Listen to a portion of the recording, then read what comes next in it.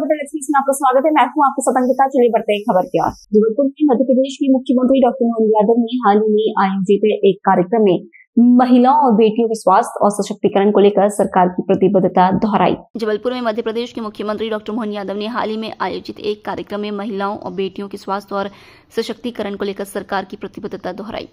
मुख्यमंत्री ने विशेष रूप से सर्वाइकल कैंसर जैसी गंभीर बीमारी से बेटियों को बचाने के लिए चलाए जा रहे टीकाकरण अभियान पर जोर दिया। सर्वाइकल कैंसर के खिलाफ बड़ा कदम। मुख्यमंत्री ने कहा कि सर्वाइकल कैंसर एक कठिन चुनौती है जो बेटियों के भविष्य के लिए कष्टकारी हो सकती है। सरकार ने इस दिशा में गार्डासिल वैक्सीन के टीकाकरण का बड़ा अभियान शुरू किया है। टीकाकरण का महत्व। डॉक्टर यादव ने बताया कि 14 वर्ष की आयु पूर्ण कर चुकी और 15वें वर्ष में प्रवेश करने वाली बेटियों के लिए यह टीका भविष्य की सुरक्षा की गारंटी है। निःशुल्क सुविधा।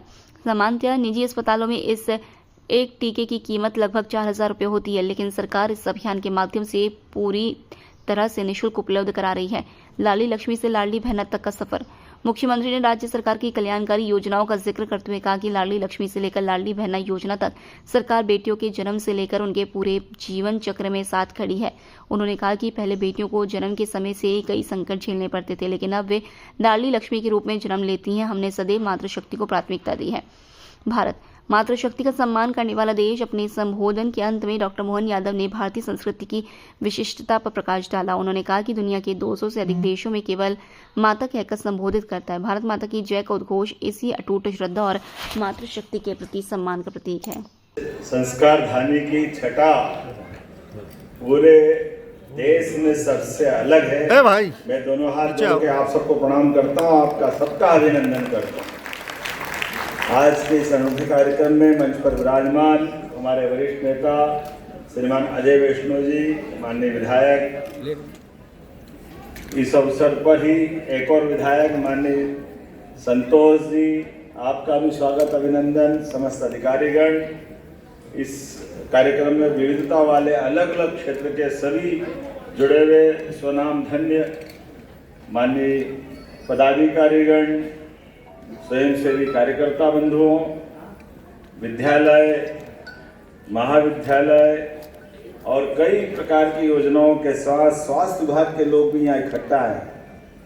रानी दुर्गावती की नगरी जबलपुर और इस कार्यक्रम में शक्ति स्वरूपा लाडली बहनाएं और प्यारी बेटियों का मैं पुनः स्वागत करता हूँ, अभिनंदन करता हूँ।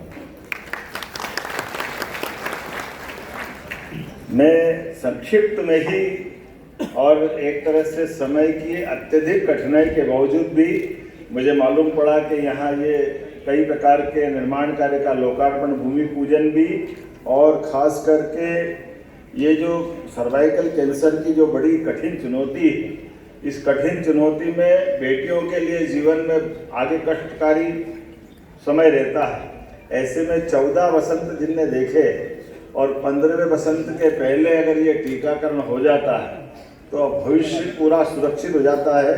मैं आप सबको बधाई देता हूँ, आपका अभिनंदन करता हूँ। जोरदार अभिनंदन माननीय मोदी जी के माध्यम से इस पूरी योजना का करें, जिसके कारण से 4,000 रुपये का टीका पड़ता है आमतौर पर डॉक्टर के यहाँ जाओ तो, और ये 4,000 रुपये का टीका बगैर शुल्क के आपको इसी अभियान के माध्यम से लाभार्थियों को लगा रहे हैं।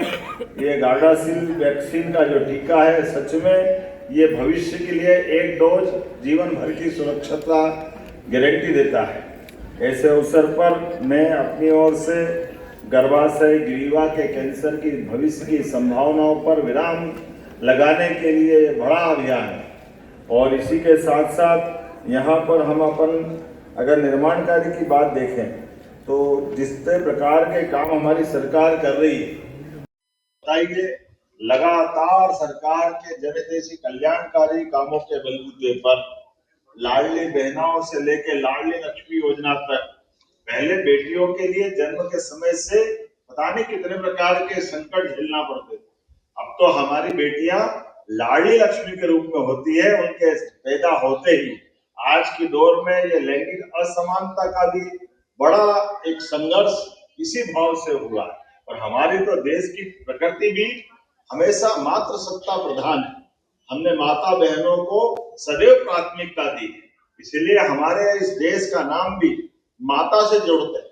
दुनिया में 200 से ज्यादा देश है, लेकिन कोई देश अपने को माता से नाम से नहीं जोड़ा जाता।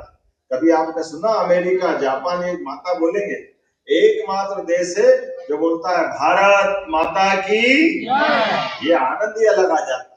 और केवल ये नहीं, नवग्रह में भी पृथ्वी को माता से जोड़ करके हमारी संस्कृति ने हमारी इस भावना का सम्मान किया। और इतना ही नहीं, और आगे बढ़े, देवी देवताओं को भी, सारे देवताओं, जब तक देवियों माता का नाम आगे नहीं लो तब तक देवताओं का भी मन नहीं भराता है। इसलिए सीताराम, राधे कृष्ण, गौरी गणेश, भगवान को भी माता का नाम आगे लगाने में, उनके जीवन के लिए भी और सबको संदेश देने के लिए भी, ये हमारी संस्कृति की विशेषता है। ऐसे समय में, आज के समय में जब बदलता दौर आया, मैं सच में हमारी सरकार तो अपने राज्य के अंदर सभी शासकीय नौकरियों सहित स्थानीय निर्वाचन में तो 50% का आरक्षण हम आपके लिए दे रहे हैं, क्योंकि हमारी आधी आबादी आपसे जुड़ रही है। इसीलिए उससे आगे बढ़ते रहे। आने वाले समय में लोकसभा, विधानसभा में भी माननीय मोदी जी को धन्यवाद दीजिए, 33% का आरक्षण बेटियों को मिलने वाला, भविष्य के लिए भी हमारी बेटी लोकसभा, विधानसभा सहित सब दूर अपना प्रतिनिधित्व करेगी। अब तो कौन सी ऐसी जगह जहाँ बेटियों ने अपनी जगह नहीं बनाई? सेना के बड़े से बड़े ओहदे वाले पदों से लगाकर सब क्षेत्रों में हमारी बेटियां नाम कमा रही है। 8 तारीख को अर्थात बीते कल महिला दिवस था, अंतर्राष्ट्रीय दिवस।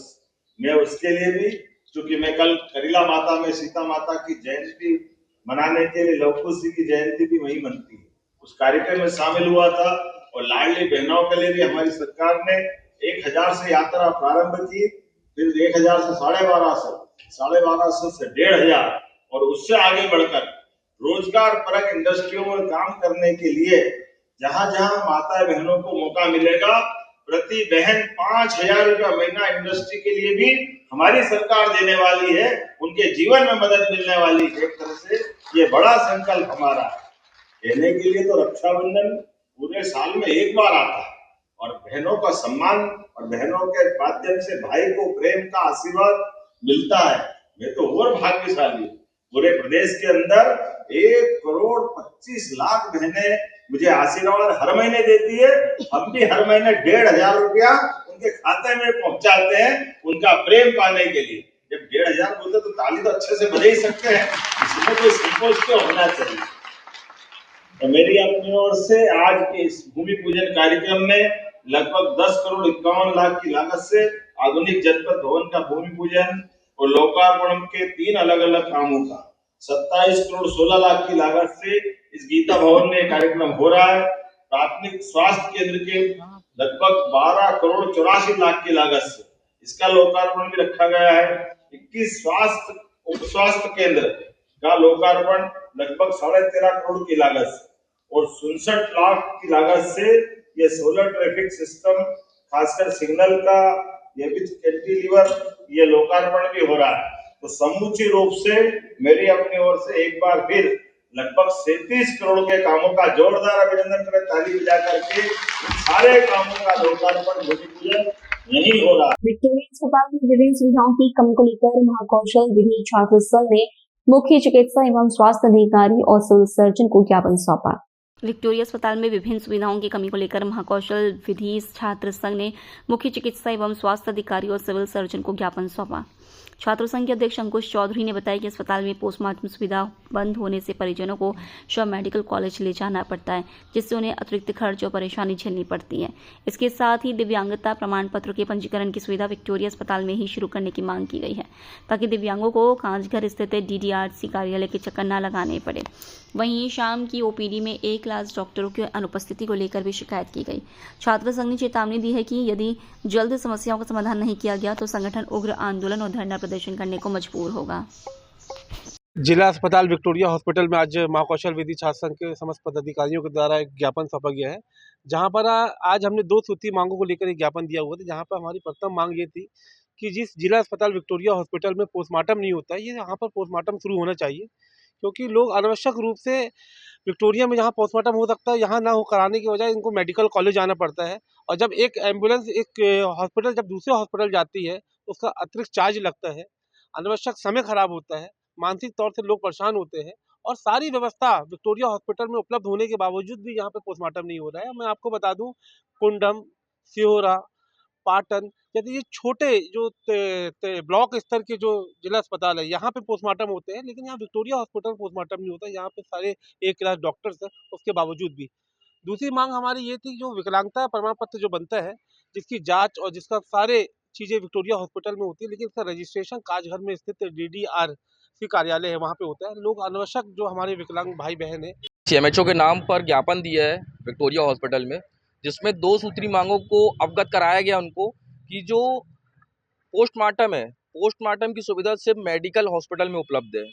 लेकिन जबलपुर एक इतना बड़ा क्षेत्र है जिसमें अनेक जनसंख्या निवास करती है और मेडिकल हॉस्पिटल में अनेक ज़िले भी उसमें सम्मिलित हैं। अनेक ज़िलों की भी जब डेड बॉडी आती है तो वहाँ भी पोस्टमार्टम कराया जाता है।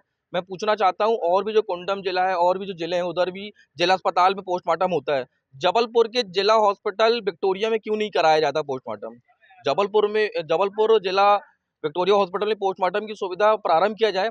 और दूसरा ये है, जो विकलांगता प्रमाण पत्र होता है उसके लिए विकलांग जो रहते हैं उनको 2 जगह भेजा जाता है, एक तो विक्टोरिया और एक कांचघर भेजा जाता है वेरीफाई के लिए। तो वो दोनों प्रक्रिया को एक ही जगह क्यों नहीं कराया जाता है? वो विकलांग जो हमारे साथी हैं उनको बहुत ही तकलीफ होती है। ये 2 मांगे यदि अगर हमारी पूरी नहीं होती है आने वाले समय में तो हम एक उग्र आंदोलन की चेतावनी दी है। रोहित कुरिल, प्रदेश उपाध्यक्ष, महाकौशल विधि छात्र संघ। जो ये ज्ञापन दिया है इससे रिलेटेड जो 3 प्रॉब्लम्स बताई गई है ना, उसको हम CMHO साहब से डिस्कस करेंगे। और जो यहाँ पर डॉक्टर विक्टोरिया में नहीं है जैसा कि कहना है, तो उस पर हम CS साहब से डिस्कस करके उनको जल्द से जल्द सॉल्व करने की कोशिश करेंगे।